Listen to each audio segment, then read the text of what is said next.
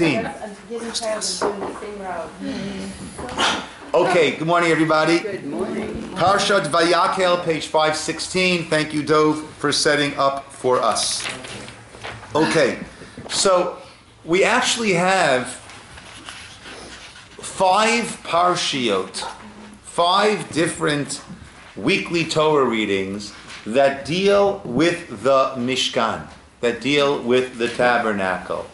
And we have those that dealt with the command to Moshe about building the tabernacle.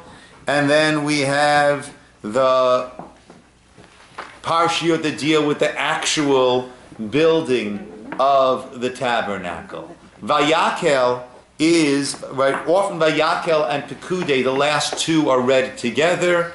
This year they're not being read together. Who could venture a guess why they're not being read together as a double parsha? Leap year.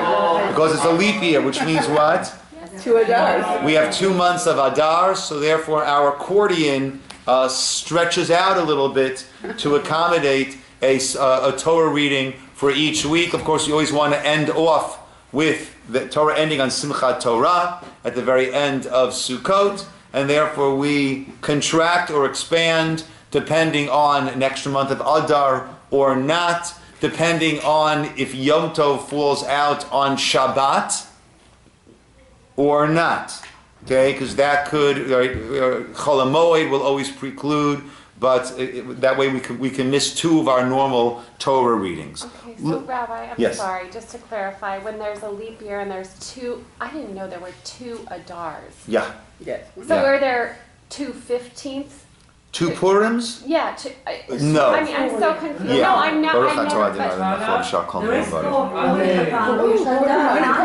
What a great idea. Okay. so how does it count? Okay, so just I don't want to take too much time. that's fine. Just very briefly, we follow a lunar calendar. Okay? The secular year follows a solar calendar. We in the Torah are commanded that Pesach has got to be springtime. So that teaches us that even though the Torah told us to follow a lunar calendar, you have to make adjustments in order that we stay in line with the solar calendar. Okay, so now the lunar calendar is 354 days, the solar calendar is 365, right? Each one and change. Well, let's say it's 11 days shorter. Okay? Now what's interesting is if a Jewish person and a Muslim person are born on the same day, then 33 years later, when the Jewish person celebrates his 33rd birthday, the Muslim is celebrating his 34th birthday. Right? That's what happens. Because they follow a lunar calendar which they don't adjust. So their year is 11 days shorter every year. Right? So their birthday is 11 days earlier than the Jewish birthday every year, and after 33 years, those 11 times 33 has basically become a year. Okay? So how do we adjust our 11 days? So we have a system that 11 out of every 19 years we add on a month, a second month of Adar. So there are 2 months of Adars. There's 13 months, 7 out of every 19 years. And that's how we stay. That's why Jews are mathematicians and accountants, right? So that's how we stay lined up. And that's why when a person turns 19, that is when their English and Hebrew birthday will once again coincide, because we're working on a 19-year cycle. This year is one of those years. This year we have 2 months of Adar. We're right now rounding the end of Adar Aleph, the first Adar, and the Gemara actually discusses, should Purim be in the first Adar or the second Adar? Now, a reason to have it in the first Adar is we have a general concept, mitzvah baliyadcha al tachmitzena. You have a chance, don't wait for a mitzvah. The first opportunity that comes, we should grab it. However, the Gemara's conclusion is, first of all, based on a pasuk of Shenit, right, where it says the second, which some say means the second month, but the Gemara says that we want to have back-to-back celebrations of redemption. So since Pesach, Passover, is in Nisan, and that's a redemption holiday. We want to have Purim back to back with Pesach. Therefore, Purim will be in the second Adar, and that way we have those 2 consecutive months of deliverance. That's why Passover is so late this year. And so right? this is a real celebration every 19 years, like 4 times, please God, in my lifetime. Right? Amen. Amen. So 38, 19. Yeah, 57. I remember, there was one day I remember that happened. I was at work and I said, it's my Hebrew birthday and it's my regular secular birthday. What's going on? Yeah. Are you on a leap day? You're the No. That's not. And why It 4 wasn't times? a Why not day. It was 95? It was just a day. Okay, 4 times. Right? We should all live to 95. Yeah. And then some. And then some. An mea ve'esrim. Yeah. Bis 120, as I say. Until 120. Okay. So, Vayakhel Moshe. Let us begin. Ruti, b'vakasha. Good. I love that. Thank you. Ruti v'chavod. ויחל משה את כל בית ישראל, ויאמר עליהם, אלה הדברים Everyone can move in. There's seats over here still. We can move in. Don't be... No, you won't bother anybody. How's that right Here, here? here's a very good seat. No, that these 2 are taken, aren't they? Oh, yeah. These Over 2 here. are taken. Come Don't over here. go So, here. yeah. Go here. Come here. I won't bite. Okay. Over here. Okay. Vayakhel Moshe. Sorry, Ruti. Vayakhel Moshe. ויחל משה את כל עדת בני ישראל, ויאמר עליהם, אם אלה הדברים אשר ציווה השם לעשות אותם. 6 ימים תעשה מלאכה, ביום השביעי יהיה לכם קודש, שבת שבתון להשם, כל העושה דבר מלאכה יומת. לא תבערו אש בכל משבותיכם ביום השבת. Okay. In English, please. Moses assembled. The entire assembly of the children of Israel and said to them, these are the things that Hashem commanded to do them. On 6 days work may be done, but the 7th day shall be holy for you, a day of complete rest for Hashem. Whoever does work on it shall be put to death. You shall not kindle fire in any of your dwellings on the Sabbath day. Okay, so I have a couple of issues with the English translation. Right? Amy, you read it correctly, but I have issues with the translations. Right? On 6 days, work may be done. In Hebrew, what does it say? Sheshet yamim te'aseh melacha. How would you define te'aseh melacha? Should be done. I think it leans more. It doesn't say ta'aseh, which is clearly thou shalt. Te'aseh, right, will be done. Right? I think it's more than may be done. Right? I think, right, it's not just an allowance, but it's more of a directive. It's also not a command. A command would have been ta'aseh melacha. Right? But I think it's more of a directive. Right? Dalia, what would you say about this? Te'aseh, ta'aseh. I think עבודה, 6 ימים עבודה, it's like a tzivud. Almost. It's more of a directive. Yeah, it's not ta'aseh, it's more of a directive. That's what I think also. And I think that you're not obligated to work, but you can work, you're allowed to work. Yeah. So may is the right word. Yes, but it's more than that. We're meant to do work. Right? We're meant to do. It's not something, that, right? We are, well, let's understand further. Right? Melacha, they define it as work. Okay? But, and I understand that. They weren't getting all philosophical over here. But we actually have 2 terms for work. Right? You mentioned it a moment ago, Yafi. There's avodah and there's milacha. Right? They both are translated as work. However, avodah is something that we will, right? Sheshes yamim ta'avod. Right? Elsewhere let's take a look for a moment back to the 10 Commandments. Okay? I'm getting there. It is page 40 or 410. Where? Right here. And where's the first one? Right here. See, on work. Yeah. Done, and then Page 410. whoever does work. There it's a little clearer. Sheshet Yamim. Zachor Yom HaShabbat L'Kadsho. Right? Remember the Sabbath day to sanctify it. Sheshet Yamim Ta'avod. 6 days you shall ta'avod. That's one term of working. Va'asita kol malachtecha. Right? In English, 6 days shall you work and accomplish all your work. What's the problem with that translation? It's the same word. It's the same word, but the Torah uses 2 different words.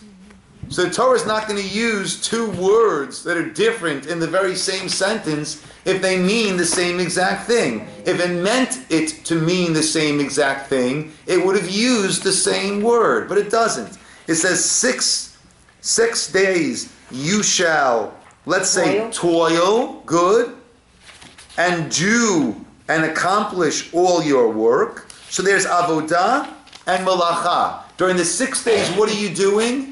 You're doing your avodah and you're doing your malacha. Now what's going to stop? Uviyom hashvi'i, on the 7th day, Shabbat. La Hashem Elokecha. Oh, that is Shabbat for Hashem your God. Lo ta'aseh kol milacha. What stops? The toiling. The malacha.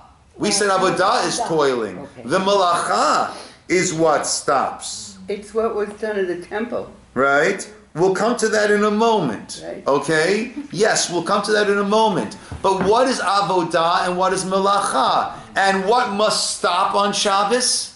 Melacha has to stop, not avodah. Okay, so why don't we work on Saturday? Ain't gonna work on Saturday. Why don't we work on Saturday? Why don't we do melacha on Shabbos? So we can concentrate, okay? But it goes more, right? We discussed how the 10 Commandments, the 5 are lined up with the other 5. It's not 10, it's 5 and 5. Shabbat is number 4. That's lined up with number 9. What is number 9? Don't bear false testimony against your friend, against your whoever it is. What is the connection between Shabbat and not bearing false testimony? We understand. Number 2 is don't worship idols, right? And number 7, lined up with number 2, is don't commit adultery. And we understood faithfulness in relationships, right? Idolatry to God is like adultery in a relationship. It's a lack of faithfulness, of integrity in a relationship. So what is the connection? We discussed at length how all of them line up. What is the connection between number 4, Shabbat, and number 9, false testimony? Testify Hashem. Oh, Shabbat is our testimony about God. How is Shabbat our testimony about God? By our desisting from milacha, we are giving our testimony. Right? In Judaism, it's not just what we believe, we need to do every mitzvah. Right? We are physical beings in a physical world, and therefore in order for us to touch beyond this physical, we don't ignore the physical, we channel the physical towards the spiritual. We harness the physical towards the spiritual. The bracha we make by a mitzvah is Asher Kiddishanu b'mitzvotav. You have sanctified us. We're taking the physical and we are sanctifying it. So how do we do our belief in God as a creator? Well, God created for 6 days and stopped creating the 7th day. So the way that we do that belief and thereby give testimony to our belief is by doing 6 days, creating 6 days, and stopping to create on the seventh day. That is how we don't just, yes, I believe, that is how we concretize, we physicalize, we turn into a tangible reality our belief, and that is how Kiddishanu b'mitzvotav. That is how a mitzvah, in fact, sanctifies us. It changes us. It changes us. Right? That is what happens. So therefore, Shabbos is our testimony. We understand now how 4 and 9 are lined up. 4 and 9 are giving true testimony. Right? Number 9, when you're dealing with your friend, give true testimony. Don't give false testimony. Number 4, keep the Sabbath. And by doing that, what are you doing? You're giving true testimony. If one breaches the Sabbath, what is one doing? They're giving false testimony.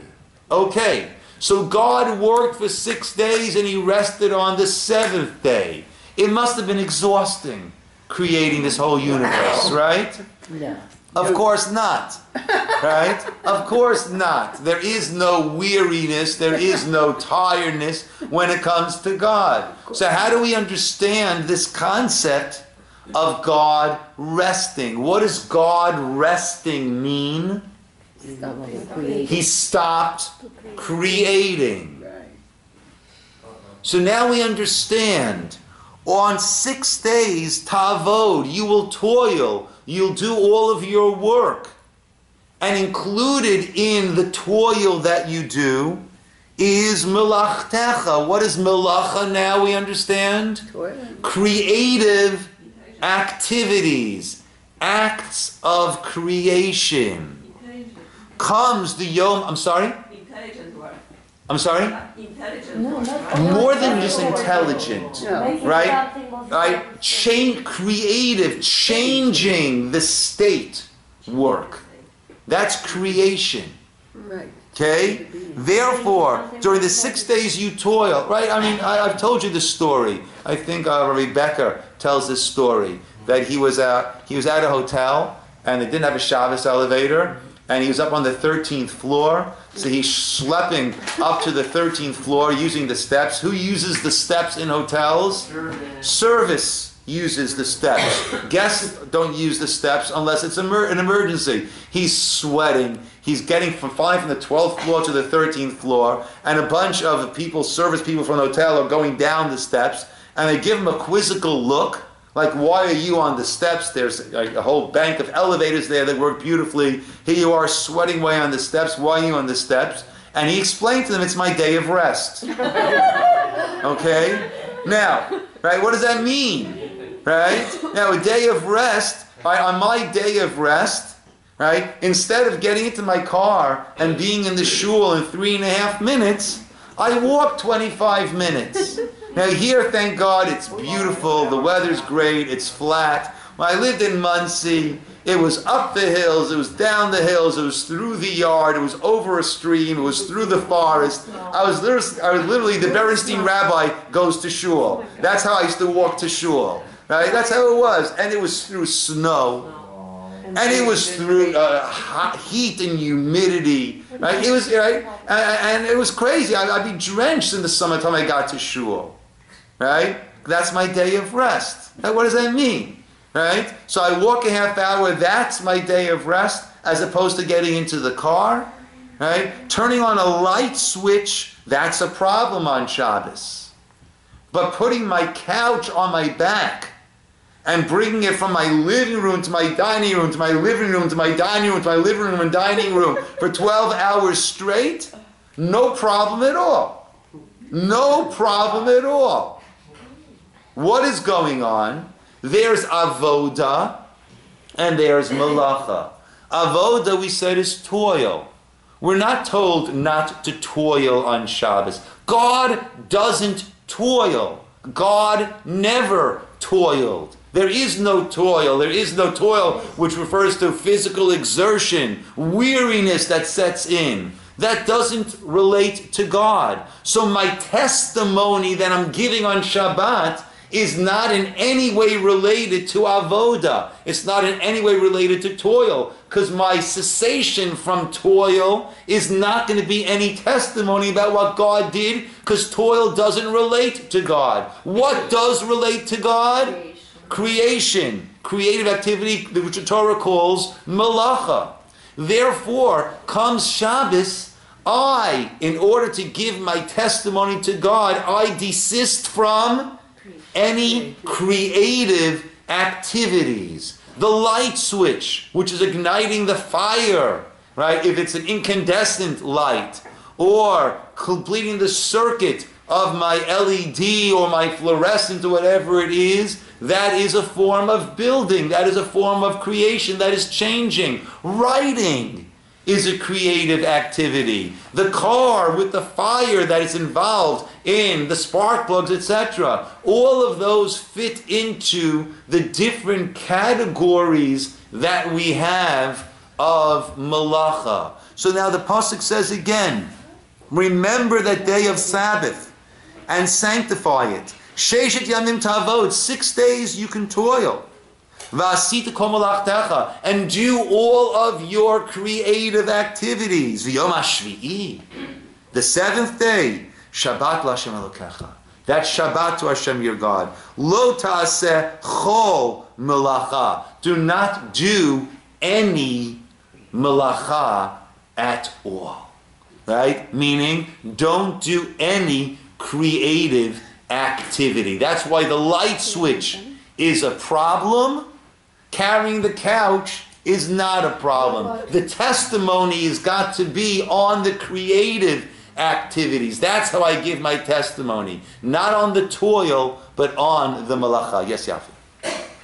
How tearing toilet paper and opening umbrella when it's raining is a melacha? Okay. So, if a person... Okay, so let's soon come to what the different malacha are, how they are derived.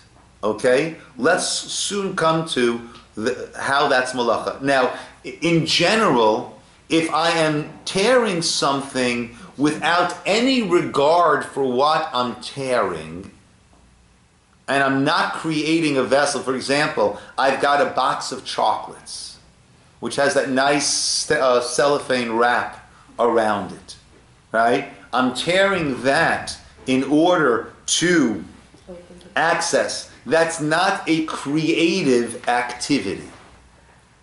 Okay? However, cutting something to a certain size or tearing something to a certain size, that is a constructive, positive, creative activity. Okay? That is where the toilet paper comes in, and why on Shabbat, right, one should have a box of tissues. Right?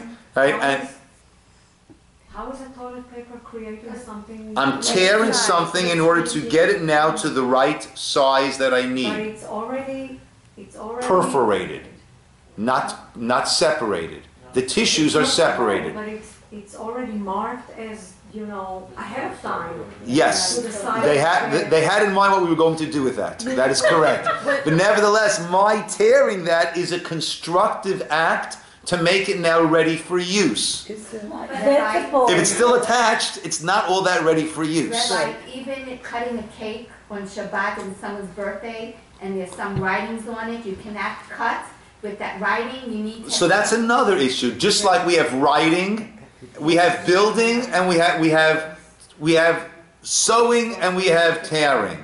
We have writing, and we have erasing. We're going to come to that soon. Okay, we're going to come to that to see how we derive what is considered constructive activities. Leah. What's the root word for malacha? What are the letters? The letters for the root. There's no root because it's not not a It's not like a verb. It's a No, that's spelled differently. And then Yeah. Yeah, but it comes from that's from malacha. What's fascinating, interesting, right? It has the same exact letters as malach, which is an angel or a messenger. Right? Right? I don't know. I mean, that might speak back to. Like That's Melech. No, also Molech. No, Yeah, but it's connected. Nouns don't have a. Maybe there's a call. Right. But just a thought, guys. Guys, if it's the same exact. Guys, if it's the same exact letters as the word which means, well, this is malacha, right? Right? But yeah, I don't know. I mean, it might speak to what we said before, te'aseh, that we are missioned. It's not just you can do work, we're missioned to accomplish. Now all of a sudden, te'aseh malacha means you should, well, without getting into malach, okay? Right? We could argue if there is a connection or not. But te'aseh malacha, going back to Vayakhel then, is you should be involved in creative activity. Right? You know, it's God created this world in a chaser fashion, in an imperfect. Guys, let's stay together. Right? It's not a verb. Yeah, I agree. Yeah, and it's not even malach. It's malacha. It's never. Yeah. It sounds like a verb because avodah and malacha you put like something. Yeah, I can be oved, but I can't be molech. If I'm molech, then I'm salting it.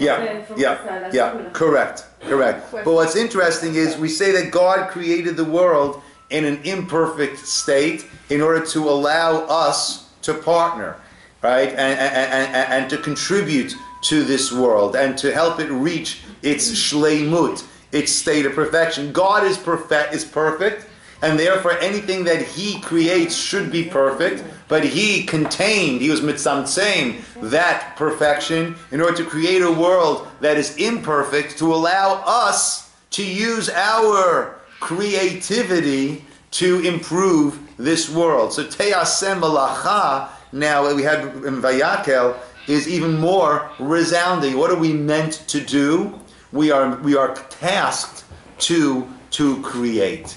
Yes? I think a word like transform, when you take toilet paper or when you put the light on, or you're transforming a thing into something else. Yeah, that is well said. And Hashem created the world. And a transformation. Transformed the tohu vavohu, the nothingness, into something else.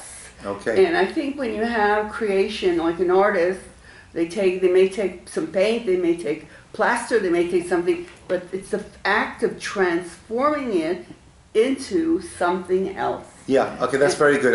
If we use the word transform along with create, right? So then that expands the category somewhat, and we could see what a transformation. Yes, Janet was waiting. Okay. Well, Roberta kind of addressed that. So okay. I can see Yavi's point in that I can see that yes, in tearing we do create and need to be configured, but from some points of view, it wasn't our intention. We're just following what already someone has designated. So well, it certainly is our intention. No, it's not our intention to necessarily it's just to help create a specific dimension. All it is, we don't want it attached to the roll anymore. And we take either 2 or 3 squares, or 4, depending on our personal preferences, which we're not going to go into right now. But we certainly are making these decisions. Yes, Leah. Rachel. I was wondering, all these halachic laws, what you can and cannot do on Shabbat, in details were defined 2,000 years ago. More? Not more. Yes, more. No. Yes. Not more. Yes, Moshe on Sinai. Moshe and Sinai in general, but in details, what to do with this piece of paper, that piece of paper. The applications of it were applied to the world then, and are applied to the world in 2016. But the details of what are these 39 melachot, which will come to soon, right? That is Moshe Sinai. That is the oral law that was given to Moshe on Sinai. Yeah, wasn't it those 70-something rabbis that were actually writing down halachic laws defining in detail. I think you're confusing two things, right? There was 70 sages who were put into a room by Yanai HaMelech. I don't mean that. Okay. I mean right before the destruction of the temple. When I forgot the name of the rabbi. Okay. So When they okay. were actually putting down oral laws in writing and defining halachic laws. Yes. Yes. Let me finish the question. Yes. And defining halachic laws, and they were going over every detail. They took 100 years to define actually what you can and cannot do on Shabbat. Toilet paper did not exist at that time, and a lot of other things did not exist at this time. Who is now interpreting? Tearing did exist. Tearing did, but right. It was BC before Charmin, right? But tearing did exist. They use leaves. No, there are a lot of. My question is, there are new things coming, new inventions, new life is changing, new technology, new industrial revolution. So there are new things come up. Who is deciding? So let me. These days? Excellent. What is halachic? What is? Let me address that. Okay. What happened at the time that you're referring to is that let's start back. Okay, on Mount Sinai, when the Torah, not the Torah Zot Torah that we lift up, right? That writing was done at the end of Moshe's life. But the Torah, meaning all of the teachings of the Torah, was given to Moses, to Moshe, on Har Sinai, Mount Sinai, during the 40 days and the 40 days that he was up there in order to receive the first Luchot and in order to receive the second Luchot. Along with the Torah, the written Torah, was the explanations. In other words, God said, don't do any malacha. Moshe asked, what does that include? And God gave him the formula through which it was clear what is included. God said, and they should put a sign on their hands, and there should be totafot between their eyes. Right? What does that mean? It was explained exactly what the tefillin are. The tefillin shel yad, the hand tefillin. The tefillin shel rosh, the head tefillin. Actually, one of the verses in the Torah says, you should slaughter the animal, kasher tziviticha, according to the way that I commanded you. And you look through in the entire Torah, and there is no command as to how to shecht. But commanded you is referring to orally. So there was an oral explanation. That's our oral law that was given. And to me, it only makes sense that the explanation of what is written in the Torah was given along with it. Moshe's not going to walk away saying, it should be a totafot. What's that? Right? What is that? And throughout the entire Torah, there will be explanations. All of this had been passed on orally, from generation to generation. At the time of our exile and the dispersion, there was a concern that it will be forgotten. And then Rabbi Yehuda HaNasi codified, and it was written down, and that's the Mishnayot that we have. At that time it was decided whether chicken was a fowl or a meat. No. Yes. Okay. A chicken is a fowl, and it doesn't have milk. It doesn't have milk. And therefore, according to the Torah, everyone agrees that according to Torah, strict Torah law, everyone agrees that one can have a chicken cheeseburger. One can have chicken and milk. The Rabbanan, at different points, said, this is an issue that people are not going to differentiate between the chicken burger and the beef burger. And just like, I mentioned this last night in the class, just like if the electric company, Edison, is digging up the road in order to access the wires that are running, the piping that's running under our streets. So what do? They put up a protective fence around, they put tape around to make sure no one gets too close. And if they wouldn't do that, that would be criminal because it's dangerous. So the sages understood that a Torah prohibition is just as dangerous as this hole in the street that Edison dug up, and therefore they put protective wire around. And they said, something? If you're going to have chicken, you can't have fowl with dairy. You can have fish with dairy, right? Fish, right? Blood of fish is not prohibited. But if you want to drink fish blood, make sure there's some scales around. Make sure it's very clear, right? So they set up these protective, I don't want to drink fish blood, right? But they set up these protective things. Now, when the non-dairy creamer first came out, then you had to have the container on your table so people knew this was non-dairy creamer that you're serving for their coffee after they just ate a steak. Nowadays, where it's so clear and it's so known, right, that we have all of these dairy and non-dairy stuff, it's not an issue. So that's another thing which did come about later. Okay? That came around the time when the temple was already destroyed. The Rabbonim were sitting and they were codifying every tiny small. When will they codify what can be done with toilet paper? Okay. So one second. So toilet paper is pretty simple. They had paper. I understand. So, but wait a second. Okay, but I think I'm pretty independent of my toilet paper. Thank you. No. I'll give an example that will make it very simple. Yeah. On Shabbat, we sit there and we take a bottle of Coca-Cola, and it's perforated around, and we open it, and it's allowed. Why is it allowed and not toilet paper? Well, the rabbi said, when you open it, you don't create another thing, you throw it away. Yeah, it's but not, that's not the question. 1 second, another thing that you do.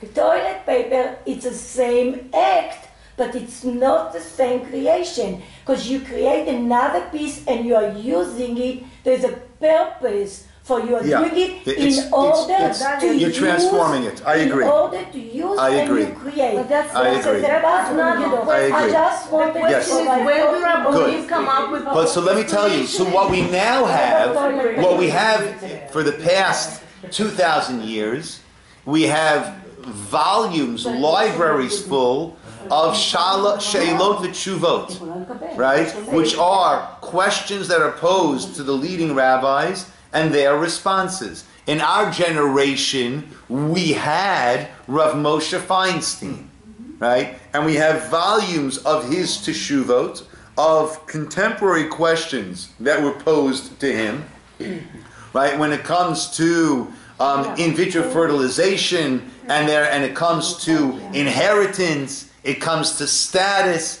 and it comes to all these questions of these contemporary issues. We have our modern day poskim, rabbis of the highest level of halachic scholarship, who take the principles of the Torah and apply them to what we have, to the questions that are coming about now. When electricity first came out, there were those that said that you can turn on an incandescent light on Yom Tov. Why?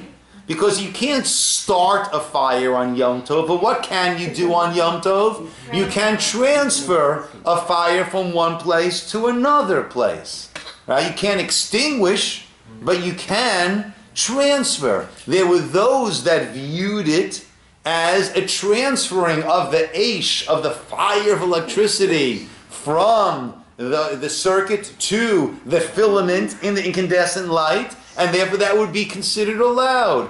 Others said, no, it's not allowed. And there was a debate then, and the consensus in the Orthodox world, the consensus amongst the poskim is that no, one is not allowed to do it. But when these new issues would come up, they would need to be debated and decided, where does that fit in amongst the principles that we have? And that's the important thing. Man-made laws. Wait a second. No. Yes and no. Yes and no. There are different parts of Torah Shebaal Peh. There are different parts of oral law. the mainstay of oral law is the explanations that were given to Moshe on Sinai from God. That's not man-made. That's man-transferred. That's not man-made. Now, in addition to that, there's a pasuk that is darshan, that is, we derive, of nishmartem. You need to make a mishmeret. You need to make a safeguard. And yes, the rabbis, the leaders of each generation, were tasked with making appropriate safeguards. That aspect of Torah Shabbat Peh, the safeguards, the rabbinic laws, right? Those are in fact man-made. They're man-made. The same way that Edison, man makes a protective area around an 8-foot hole in the street, the rabbis were tasked with making a protection. And yes, that aspect of Torah, right, is man-made. Also the interpretations. They weren't just rabbis. Correct. Correct. So I think Sages the word of what rabbi generation? Of is- what generation? They just matter. They were sages. They weren't just a What rabbi. are you talking about? What sages? Of what No, generation? they were very. Most of they these followed safeguards, right, be it muktzah, be it not eating milk and meat, It's not eating chicken, fowl, and meat, right? Chicken and cheese, right? This is from, even in 2,000 years ago. I'm sorry? 2,000 years ago. Those are 2,000 or I think it's the 2,000 years ago. I was reading about that. Okay. It was right. Some of them are, and some of them are more recent. Some Some of them are 2,000 years, some are more recent. I want to Yes. say also that they didn't really invent it from their heads. They based it on the principles. It's not that they just took a rule all of a sudden, just invented it. It's from interpretation their heads. of the It's interpretation. It's not interpretation exactly. It's something that is based on a principle. It's not just like that they took all of a sudden something idea from their heads and they just came up with something new. Yeah. How can we make things more complicated for the Jews? Oh, I got a good idea. Right? That was not the process. That's correct. No, my question basically is who is deciding now with new inventions? She already told them, that's why they I'm argue. just defining my Yeah. question because all the Yeah. answers. I'm Yeah. not arguing with halakhic laws. I understand the principle and how it's applied. Who is doing it? There is a Rav David Cohn in Brooklyn who is a world-renowned posek, right? There's Rav David Feinstein, Rav Moshe's son, who's a world-renowned posek. There are poskim in Israel. Every generation bemoans the earlier generation and embraces. In their life they fight with them, they argue. They sometimes argue. You know what? Yeah, and each of them are offering what they feel there is the correct interpretation of the Torah, and then eventually there's a consensus, and that becomes the accepted practice. They get together and argue. Sometimes. In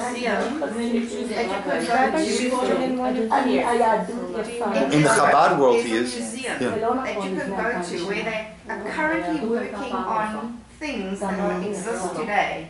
Like, for example, a computer, a keyboard. In a hospital, a doctor who's an Orthodox Jew wants to keep Shabbat, but he also wants to save a life. But he has to type on the keyboard.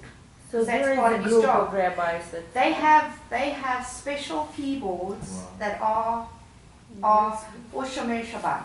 In other words, they're not breaking a circuit. They have done it, so, I don't know how. Right, there are delays, there's grama, this causes that, which causes that, which causes It's not that. accepted by all rabbis, it's against. One second. That's today. Yeah. It's existing Yeah. in Israel today, but they work with. Dahlia, it's not accepted by all rabbis that I shouldn't have that in my home, my No, I think computer. it's But in the okay. hospital, in Shari Tzedek, in the religious hospitals, there it's cutting edge with all of these That's my innovations. question. That's all. Yes. Yeah. And Yes. then they have for lots of things for security and the kotel. I think Okay. the When I beauty of post the Judaism title is on high YouTube, value. it's going to be toilet paper. Okay.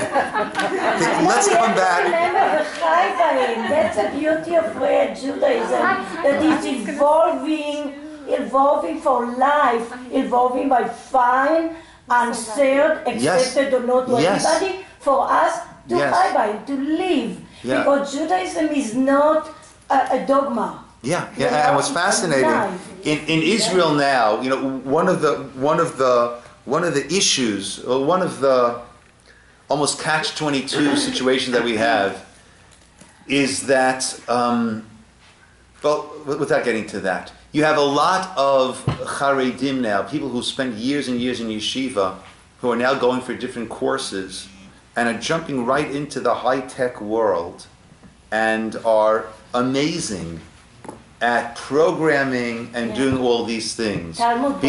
Because in yeshiva, when you're learning Torah on a deep level, you're looking for creative solutions to problems. Right?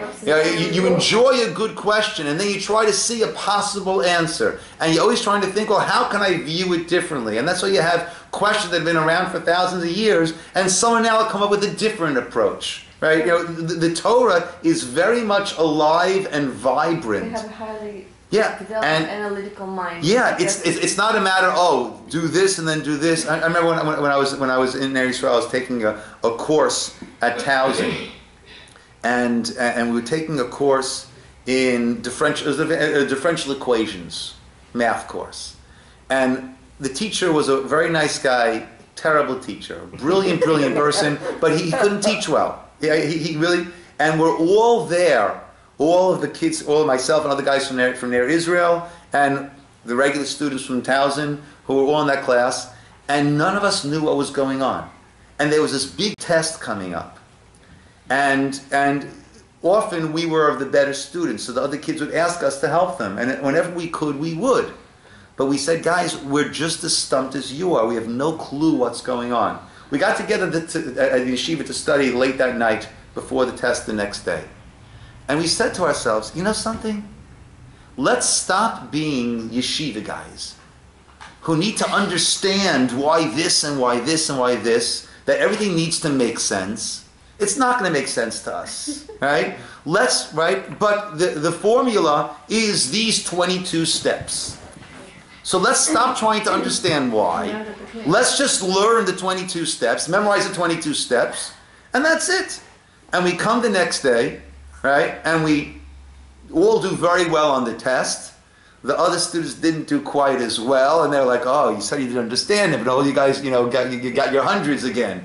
Right? But what we had to do, we had to step back. In order to succeed in this university class, we needed to step back from our training, which was, but why? And why do it this way? And can't you do it a better way? We need to step back from that and say, okay, let's just memorize the steps. Right? And that's really what we have over here. With every new question that comes up, it is plumbing the depths of where does this get categorized? Why? What aspect? How does it fit in? And what are the practical applications? That's what we run through. Let's come back.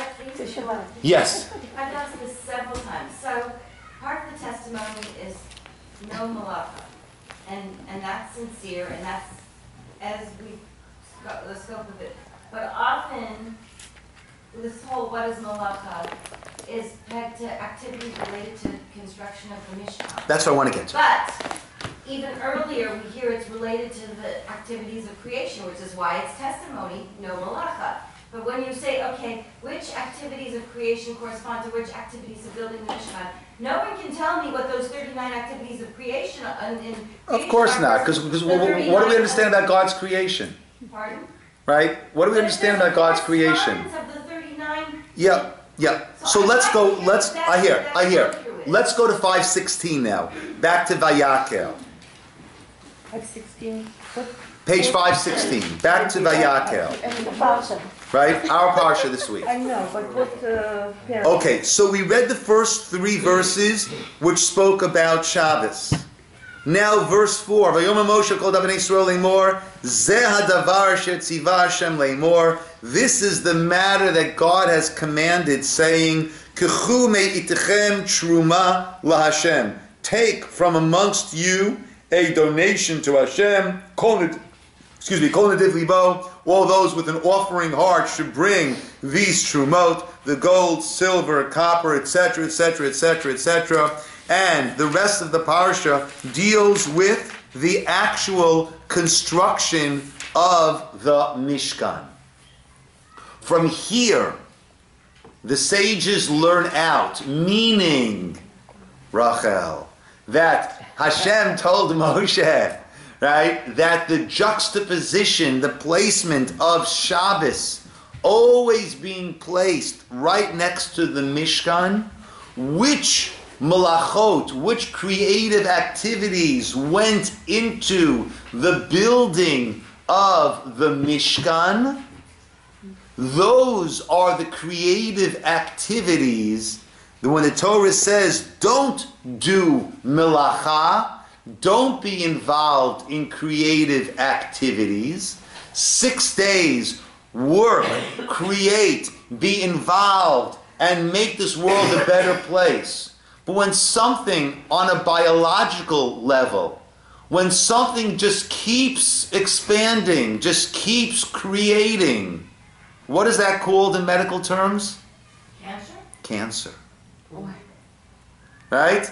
In the body, if something just keeps creating, that is a tumor. It could be growth, just general growth. Yes, but growth is limited. It has restraints. It has controls on it. When there is no control, that is a tumor. Okay? So we are told, create, stop. Stop.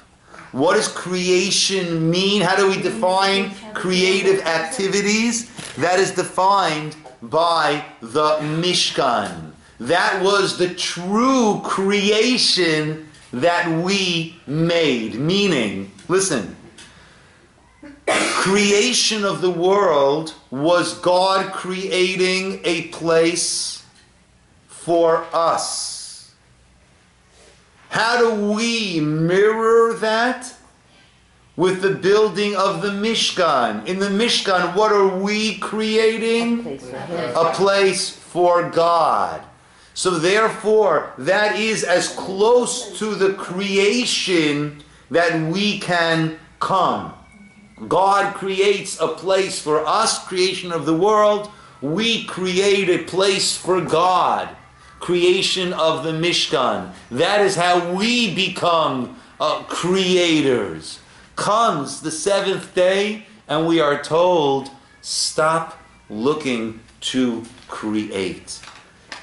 Appreciate, soak in, internalize this world that God has given you. Internalize, appreciate, bask in the gifts, in the creations that God has given you. Very often when we're so involved in wanting more, in doing more, we don't take stock and appreciate and allow to resonate that which we have. Shabbat ends up becoming a day when we're not involved in all of our creative activities. So instead of driving to shul in 3.5 minutes, I have on the way to shul, I have 25 minutes to think as I'm walking by myself, or if I'm walking with my daughter, to spend time with my daughter. Walking home, I have a nice 25 minutes to walk with Natalie. And every Shabbat meal, there are no interruptions. And I'm there with my family, and with guests, and with friends.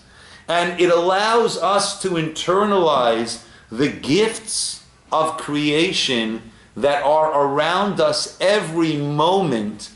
And unfortunately, we get so harried and so frenzied that we don't realize it. You get to see the flowers on Michelson, which you don't when you're traveling 30 miles an hour.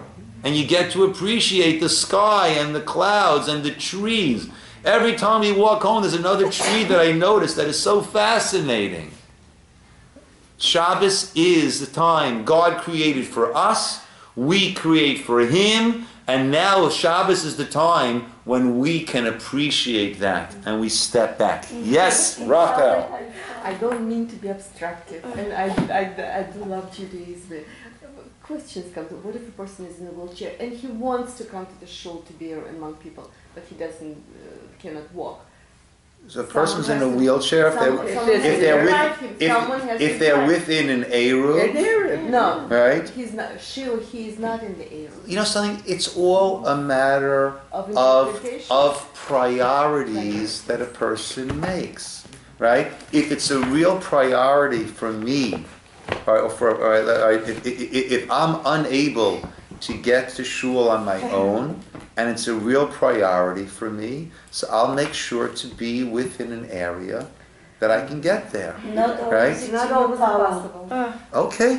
So, and if it's not in my power, you know, so then, you know, I spent a beautiful Shabbos last year with two of my brothers. We were not, and our wives, and we were in the Colorado Rockies, right? And there was no shul that we could have walked to. Maybe we could have driven to a shul. So our priority then was to have a beautiful Shabbos, and the three of us sat in the dining room, the living room, and we davened. People around the table. What if a person is alone and in a wheelchair and financially cannot move to the Eruv area?